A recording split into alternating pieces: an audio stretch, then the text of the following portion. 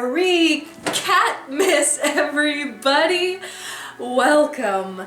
So today we are gonna do something a little different, a little fun, and very sentimental. So, the holidays, The holidays can be a very unusual and stressful time, even in the best of years, and this is 2020. So this year, perhaps more importantly than every other year, I want to talk a little bit today about how important it is to make space in your life and in your rituals and in your holidays for your deceased loved ones. Essentially, inviting your grief to have a place at the table. And as we talk about it here today, that's exactly what I am going to be doing. So, as you all know, I am a Victorian hair artist, which means I often make mementos out of human hair, sometimes animal hair, and often those mementos are a commemorative piece for a deceased loved one. So grief is a huge part of what I do. And grief can hit so hard during family traditions, like the holiday season. So today, I'm going to share a little bit of my own grief and a little bit of my own ritual with you here on this channel, in the hopes that perhaps it will inspire you to also make that space and invite grief to the table and truly find a way, your own special way, to honor your deceased loved ones this holiday season. So now, as you can tell, I have a very large, clunky table here, and that is because for the first time in my adult life, I am going to be setting up my grandmother's Christmas village. So every year when I was a little girl, my grandmother set up this beautiful Christmas village for this time of year. And she always told me that it was my village, that she was setting it up for me, and the village collection began to grow for a number of years. Every single year, she would add one new piece to the village. So every year it would be familiar, but every year it would also be new and exciting with one new piece. So I have not seen this village since I was a child. There came a time when we stopped setting up the village, but my grandmother kept every piece of that village for me, and just a couple of months before she died, she reminded me of this village and told me that she had kept every single piece for me and that she wanted me to have it. So even though this is going to be my third holiday season without my grandmother, this is going to be the first time that I am truly going to relive those family memories by setting up this village. So please stick with me, and I hope you join as I set up my sentimental Christmas village. And while we do so, we'll talk about some other common ways that you can make space for grief this holiday season. So, I don't know how this is gonna go. I don't know how big this thing is. I was a child last time I saw it, so I'm only guessing based on the boxes I have as to whether or not this table's gonna be big enough. So this might be a bit of a learning experience for everyone. So first things first, we need our snow.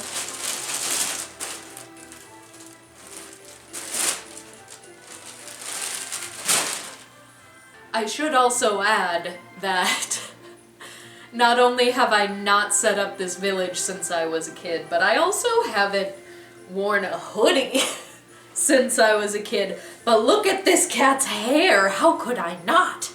One huge way that so many people like to connect with their deceased loved ones during holiday seasons is through food. Truthfully, my grandmother was not a baker herself, but she had a tremendous sweet tooth.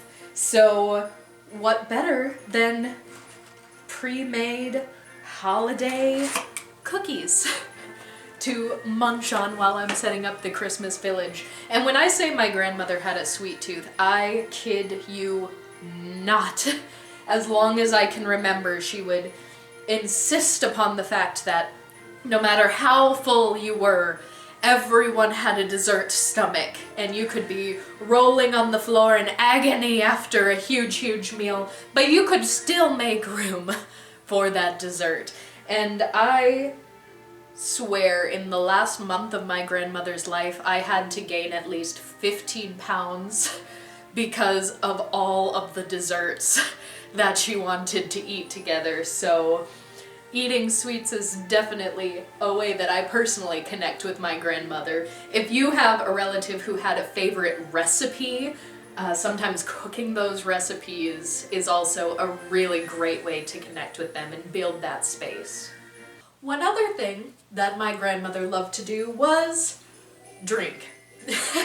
Now, her favorite drink was Windsor and Coke. Later in life, Windsor and Coke Zero, but always her Windsor. Although, during the holiday season, she really liked peppermint schnapps.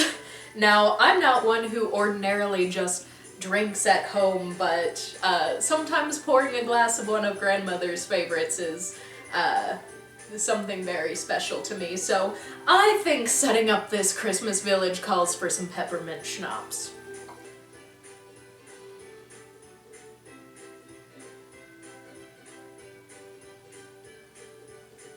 Cheers! We'll come back to this peppermint schnapps later.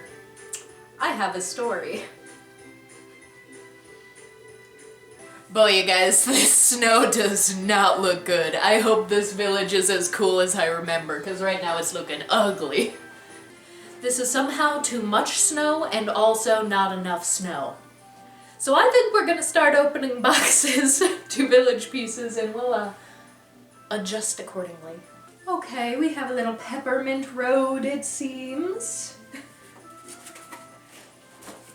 Back in my hometown, we had a couple of sort of themed roads, themed neighborhoods that would always coordinate their Christmas decorations, and one of those themed roads was Candy Cane Lane. Everyone had candy canes. My grandmother lived right next to Penguin Point, where years and years ago, someone who lived on Point Drive actually made these beautiful penguin cutouts and distributed them all over the neighborhood. So these days there are only a couple of houses that still have these penguins for Penguin Point. So it's a little sad that growing up I would see fewer and fewer penguins, but that was definitely a fun little thing. Aw, very cute. Gift wrap and ribbons. Man, it has been so long, I really wonder how many of these light bulbs are gonna work after I plug everything in. So let's talk while I'm taking out these billions of little pieces of village. I want to talk about conversation during family gatherings after a grief, after a death has occurred. And truthfully, the most important thing to do is make sure to not let grief become the elephant in the room, especially if it's a situation where there may be a death in the family where multiple people at the same gathering are feeling the burden of grief. And there's no one correct way to approach those gatherings or to have those conversations, because every family is different, every individual is different, and above all, every grief is different. Even within a family, no two people are going to experience grief in exactly the same way. But it is important that there is acknowledgement. You need to acknowledge the loss, because hiding it and not discussing it doesn't do any favors for anybody. Oh, we have reindeer stalls. That's cute. But I mean what I say, whether it is a recent grief or not. Grief is still grief, and it is not anything that you'll ever grow out of. Grief can change and grief can come in waves, but it's never going to be completely absent for your life. And acknowledgement is the most powerful tool we have in those instances. It's important not to let it be buried. Oh, I remember this super cute hot air balloon. Dash away delivery. Also in my hometown there was a parade during this time of year called the Festival of Lights, or the Parade of Lights, and everyone's favorite piece in that parade was the big hot air balloon that came down, because once they fired it up you could feel the warmth coming off of it, and it was cold this time of year. I grew up in South Dakota, so it was cold. You know what, the snow may have been a little premature. I'm taking it off. My goodness, no wonder my grandma stopped setting this up when I wasn't a kid anymore, because this is a lot of work. Ah yes, the all-important North Pole Fire Department raising an American flag. As the North Pole Fire Department would do. The detail on some of these are really exciting. You probably can't tell, but there's actually a little bell up in this steeple that moves, and there's some little signs hanging on the shops. This is really cool. And I remember all of these, but I haven't seen them in who knows how long. So we've discussed the importance of acknowledgement.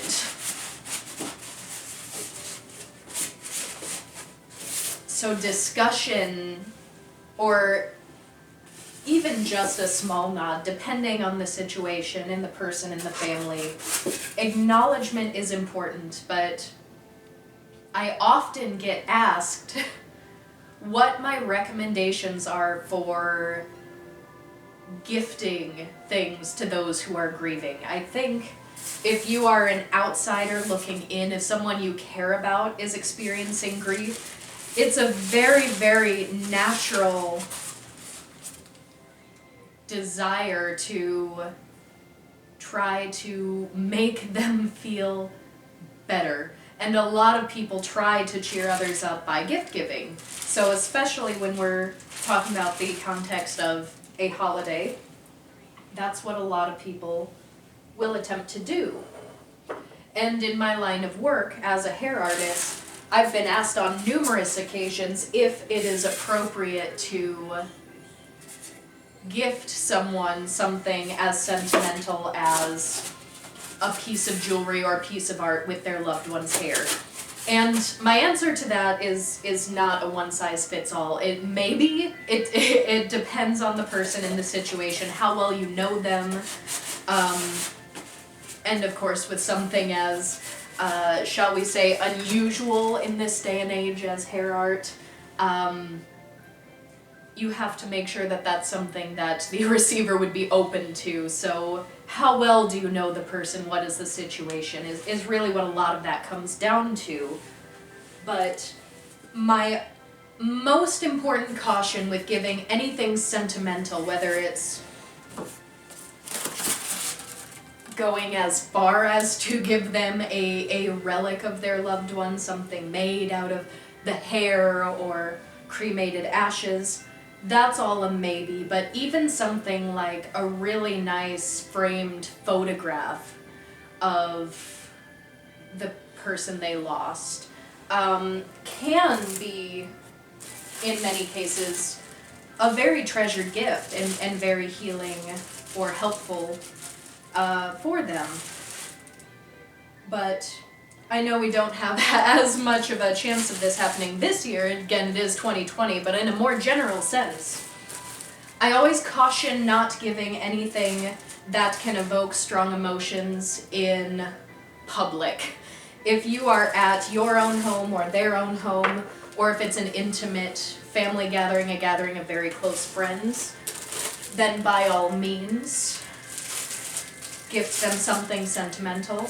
But if you are meeting at, say, a restaurant over dinner, I always caution against anything that can evoke those strong emotions in public, because you just don't know how they'll respond, and you want to make sure that it's in a safe environment. The desire to give someone a gift in their grief even happens with people who we don't know tremendously well. So even if it's a situation where you want to give something, you want to help in some way, just know that what you are doing will not help, but it can remind the person that they have a support system and that they have people who care. So that can be valuable in and of itself. For lesser sentimental things, for someone who maybe you don't know quite as well, one of my go-to gifts has to do with self-care. When someone's experiencing a tremendous deep grief, everyday tasks like drinking enough water and showering can feel so difficult. So one of my personal favorite go-tos, if you don't know them well enough or don't have enough access to give them something tremendously sentimental, is give them something very nice that they may not get or think to get for themselves, that can make those important self-care tasks feel a little lighter. A really nice handmade soap or sugar scrub, something that they may not get for themselves but might feel more luxurious than your average body wash, can sometimes ease a little bit of the burden to taking that step and having a shower. And this is often in instances of newer grief. I'm sure if any of you out there have experienced a really deep grief, the first days and weeks can be tremendously difficult for those things. A really nice personalized water bottle, something with an image or a name, a phrase, something that they would really enjoy, that makes it feel a little nicer to keep water nearby, things like that. So that's a sort of area you can think of and play with. This could be helpful around the holidays, or really just any time throughout the year that a grief occurs. If you feel compelled to want to gift something to a griever. Another nice thing to consider is a charity donation. I love this one for a couple of reasons. It can be great to gift a griever essentially, I made a donation in your name, or I made a donation in honor of your deceased loved one, something that perhaps is a cause that meant a lot to that person.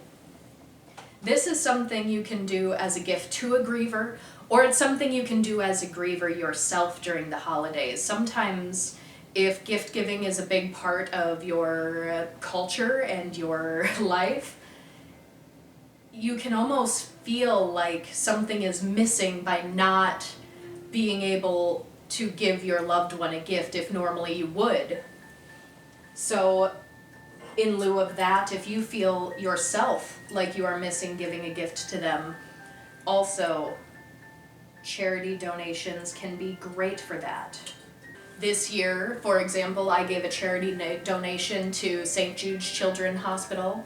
That's a cause that meant a huge, tremendous deal to my grandmother, and it's meant a lot to me as well. And she and I have both given donations to St. Jude multiple times over the years.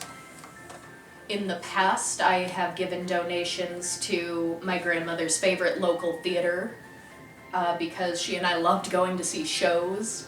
And in the case of my grandmother, she died of pancreatic cancer, so a donation to an organization that is helping with treatments and research for disease is also something that you can sort of think about when you're thinking of gift giving in grief. But of course, one of the most meaningful gifts that you could possibly give to any grieving person is the gift of a story. One of the hardest things to come to terms with when you're grieving is that you won't be able to have more time or make more memories with your loved one. And I know for me, after my grandmother died, or even just in the days immediately leading up to her imminent death, the most valuable gifts and help that I received were the stories that my grandmother's friends came and told me. Stories that I wasn't there for. Stories old and new, things that made us laugh and smile and cry. Because I won't get more time or more memories with my grandmother, but that doesn't mean that I don't want them.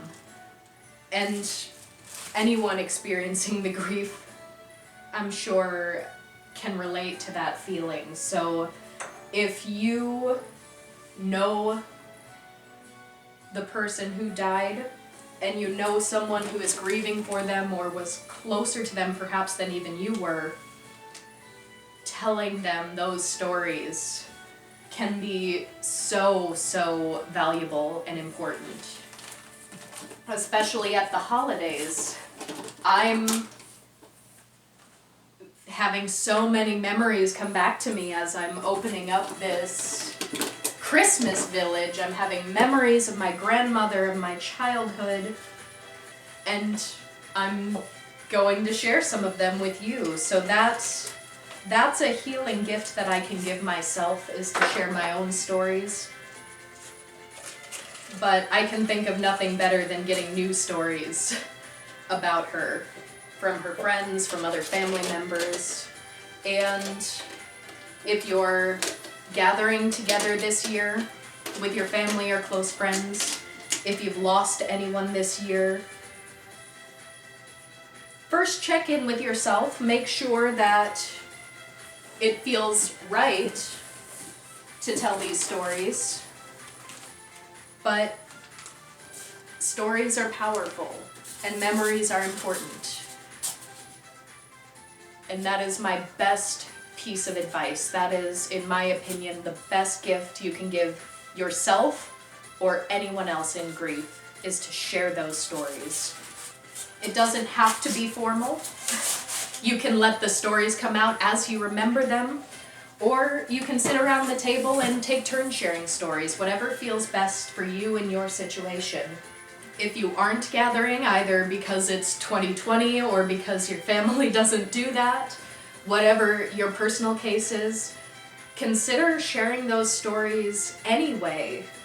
Make a video, write a blog, even if it's only for you, even if it's in your own personal journal, or even speaking aloud to your lost loved one. It might feel a little silly to speak aloud to someone who isn't right in front of you, but letting those thoughts out either verbally or on the page writing can also be a very, very helpful way to express your grief when you don't feel like there are other ways to do it.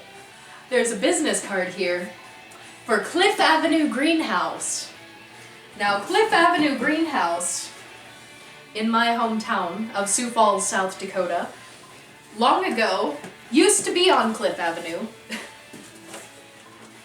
When I was a child, they moved locations and they were no longer on Cliff Avenue. And when I was very, very young, I did not realize that greenhouse meant a place to grow greens and not a house that was literally green. So one day it occurred to me, and I cracked my grandmother up so much when I said, why is it called the Cliff Avenue greenhouse when it's brown and it's not on Cliff Avenue? She told that story for years because it just absolutely cracked her up. I had to be 3 or 4 when I asked her that. Jeez, Grandma, how many different kinds of pine trees do you have for this village? It's just like when we were cleaning out her house after she died. She had way more vacuums than any household needs. And she was a single woman. She had so many vacuums. There was more than one vacuum for every member of the family if we all wanted one.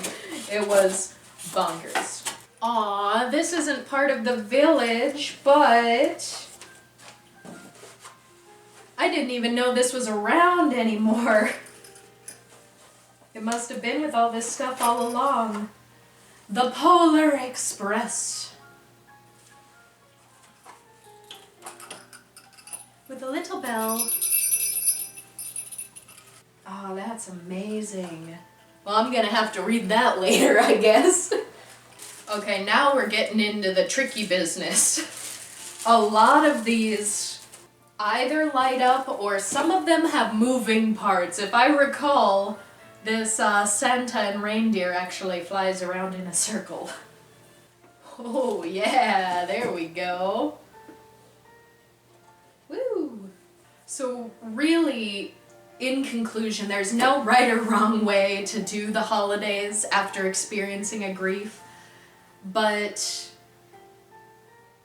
do be intentional about your rituals, about your traditions, about your feelings and expressing them. And you can apply this to your own life. You can eat a food, drink a drink that reminds you of the person. You can share your stories aloud. You can write it down. You can simply light a candle with intention for them. Whatever feels right to you in your life. Oh my goodness. So dusty. Oh, I don't know how many years this thing was in my grandmother's basement, and it got transported directly from my grandmother's basement to my basement. Oh, this is the best part. I remember you. Oh. So, some people find it hard to believe that I have been obsessed with the Victorian era since I was very, very small, but here's perhaps a little more proof on that front. Oh my goodness, how much setup does this take? So this is my favorite holiday thing ever, and I haven't seen it in years. It is Holiday Skaters Christmas 1890. It's a little ice skating rink where little Victorian figures skate around. And this was my absolute favorite thing. It sort of sat on its own table next to the village in Grandma's house. And I would often take it down and set it on the floor next to me and just play with the skaters and watch them. I'd have it sitting next to me as I was reading books. Thank goodness my grandmother never threw away original boxes or instructions. I'm pretty sure I could just boop, boop, boop, set this up when I was a kid, but my goodness, I do not remember where all these parts go. Oh, this is so great. It's coming together. Oh, I can't wait to show you guys this. This was my favorite thing. So I also really liked this. I mean, I loved how beautiful it was, and I loved the skaters. But it also reminded me a lot of, oh, I'm sure a lot of you haven't even watched this, but it was called Melody Time.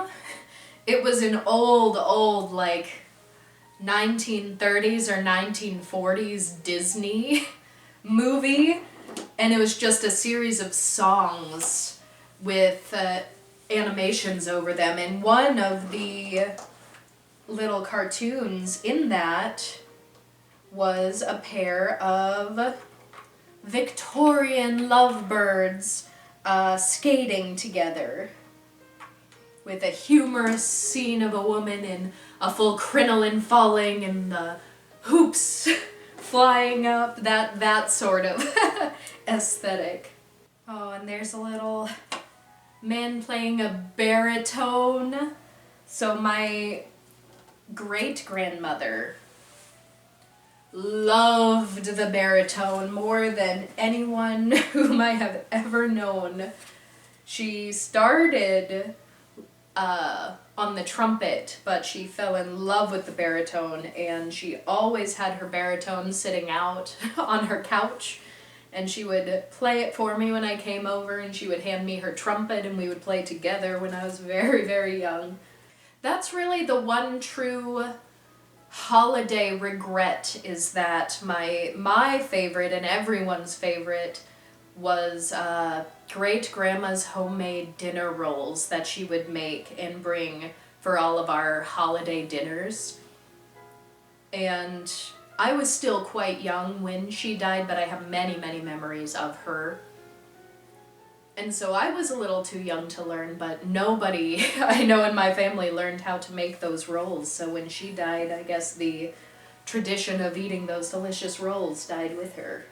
Perhaps let that be a cautionary tale to you. If there is a holiday custom that relies solely on the knowledge of one family member that you'd like to see carried on, perhaps use this year as an opportunity to learn what you need to learn to make sure that that information is not lost. And there's our trumpeter. We have a trumpet and a baritone. How perfect.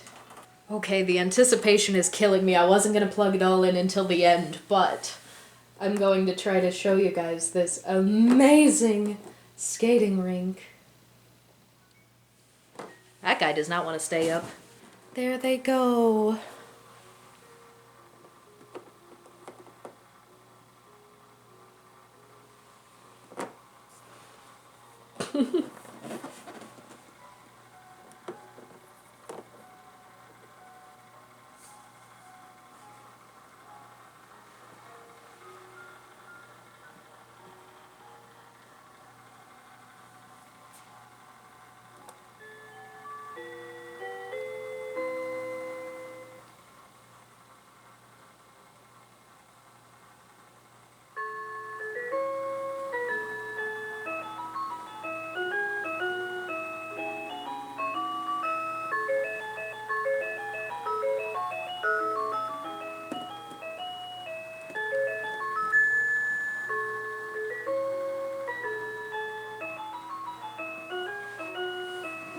Oh, my heart, I love it.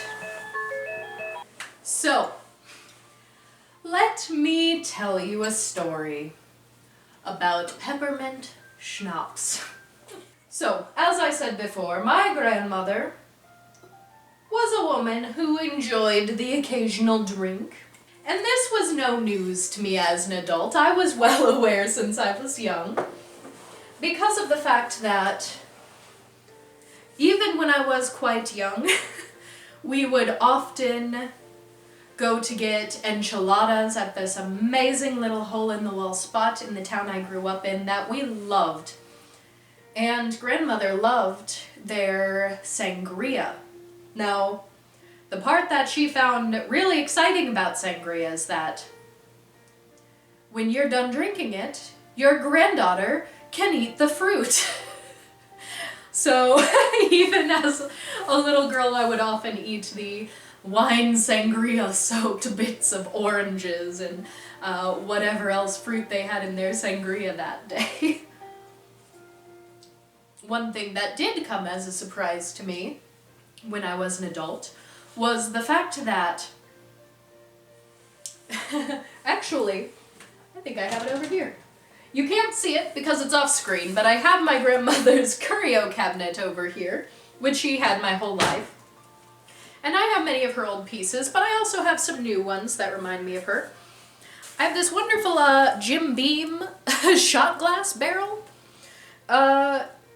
It was only when I was an adult going through her shot glass cabinet that I realized, oh, that's a shot glass. Because you see, to me, when I was a child, when she was drinking her Windsor and Coke, she'd pour me a little bit of Coke in this shot glass because that was the Courtney Coke glass. So that's the kind of fun that my grandmother was. Although I did not know this peppermint schnapps story until I was an adult. You see, as those of you who have already been to subscribed to my channel knows, I am married. My spouse's name is Royce. We have been married for, how long have we been married for? 6.5 years? Something like that. My grandmother loved Royce. Absolutely loves Royce. So I wasn't concerned about telling her about our marriage, aside from the fact that I know that she would have very much liked if we had a wedding, which we very much did not. I guess you could say we eloped, in the sense that we got married without telling anyone first. And we decided one holiday season that we were going to tell all of our family members in person as we saw them. So we were visiting my grandmother, and I was nervous about telling her. I knew she was waiting for an engagement or something, and she was excited for it. But I wasn't sure how she'd take the no wedding thing, so I was a little nervous, but I told her, I said, Grandma, we have some very good news, and she got that look on her face, like she knew what was coming. But when I told her that we got married, at first it was a look of confusion, and then a little bit of a look of hurt, but then more confusion, and then she just looked at us and said, woohoo, well that calls for a drink. And she went to her liquor cabinet and she said, all I have is Windsor Plop and peppermint schnapps. Pulls out those 2 bottles. And we said, oh, okay, well, at this point in my life I had not ever had peppermint schnapps, and 'twas the season, as it were, so I said, okay, Grandma, I'll have some peppermint schnapps. She grabs some glasses and pours us some peppermint schnapps, and she said, now let me tell you a story about peppermint schnapps. She proceeds to tell me about back in the day when she worked at a photo lab. And I remember said photo lab because when I was young, she brought me in there. It was at an like astronomical data center. And so I have memories of a kid of going in to see her at work. Apparently, even though they worked at a very prestigious data center, it was customary on Christmas Eve to just drink peppermint schnapps all day long at work until they were all a little wasted. But one year, I don't know what year this was, she couldn't tell me exactly. One year, the managers at the data center thought, maybe we shouldn't be getting drunk at work. So they said, no peppermint schnapps this year. And she always went to work early, I believe. Like, she would get up at 2 a.m. and get into work early hours of the morning, long before sunrise. She decided, well, if we can't drink at work, we better all drink before work. So she invited all of her coworkers over to her home in the very, very early hours of the morning, and they all got drunk on peppermint schnapps before proceeding to work. Okay, Grandma. And that was how I told my grandmother that I was married. And hey, if you're still here, I really appreciate you watching. Please, if you haven't already, just take a moment to subscribe to my channel. Please click the notification bell It really means a lot to me and it really helps me out. And if you like this kind of content where we have an open and honest and vulnerable vulnerable discussion on grief, I assure you that there will be more conversations on grief and mourning and history and hair well into 2020. So please just take this quick moment, give me a little subscribe, ring that little bell, like this video if you made it this far. And I think it's time to do some speeding up of things, if we will, because I'd love you to see how this all comes together, but I'm gonna need to do quite a bit of rearranging to get it there.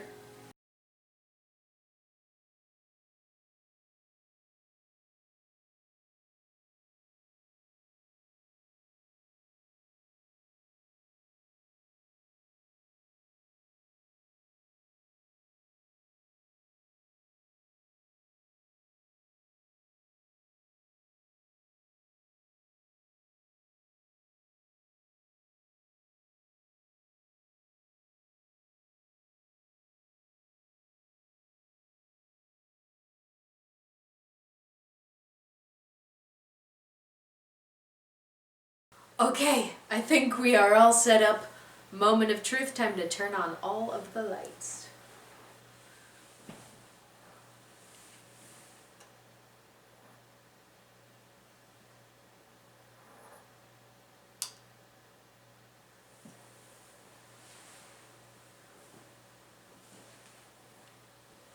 And last but not least,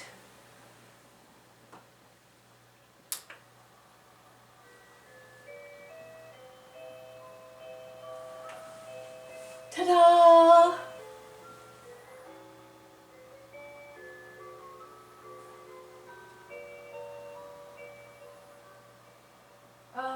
It's just as beautiful as I remember. That is so much fun. Okay, so for any of you who are grieving the loss of a loved one this year, you have my heartfelt condolences. As I said earlier in this video, every situation, every grief is completely different, so I can't even pretend to imagine what you are going through. But I hope that by learning different ways of how you can invite grief to the table and make sure that it isn't the unspoken elephant in the room this season, I hope that that can bring you some level of solace. I want to thank all of my patrons over on Patreon. And now I'll give you all a closer up view of this village because I really want you to see all of these beautiful, beautiful lights. And here we are, our final tour of my Christmas village. This thing looks so cool when you turn all the lights on. We have our rock candy quarry.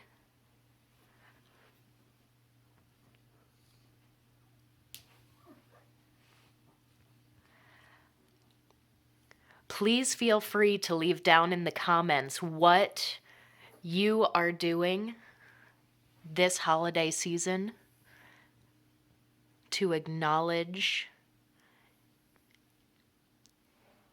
your deceased loved ones. I would love to hear what you're doing in your own personal rituals.